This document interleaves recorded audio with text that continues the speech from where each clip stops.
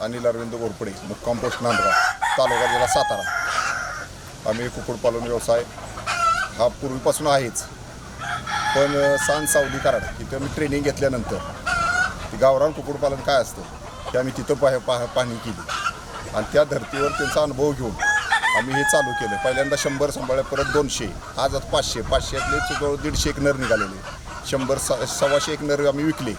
आता ते 300 एक मादी आहेत, जवळजवळ रोजची जवळपास 70 ते 90 ते 95 पोत्र अंड्याची रोजची लेवल आहे।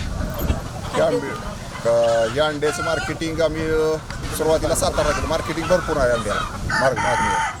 आम्ही परत पिल्लाला वापरायला लागलो मग पिल्लं आम्ही 1 दिवसाचं 35 रुपयाला देतो, 8 दिवसाचं 40 रुपयाला देतो। इन्कम आता आम्हाला पिल्लाला जर वापरलं तर आम्हाला सरासरी अंड्याचा हिशोब काढला तर अंडं 15 रुपयाच्या पुढं पडायचा, म्हणजे 5 रुपये 10 रुपये आम्हाला प्रॉफिट आहे अंड्या मागा। सरासरी 700, 500, 600, 700, 800 रुपये होतं रोज, 700 गाडीला प्रॉफिट आहे। खाद्य बारामती ॲग्रोचं वापरतो आम्ही लेअरचं अंड्यासाठी, गहू, तांदूळ, मका, चुनी, ज्वारी आणि मार्केटचा भाजीपाला, सडका भाजीपाला वापरतो।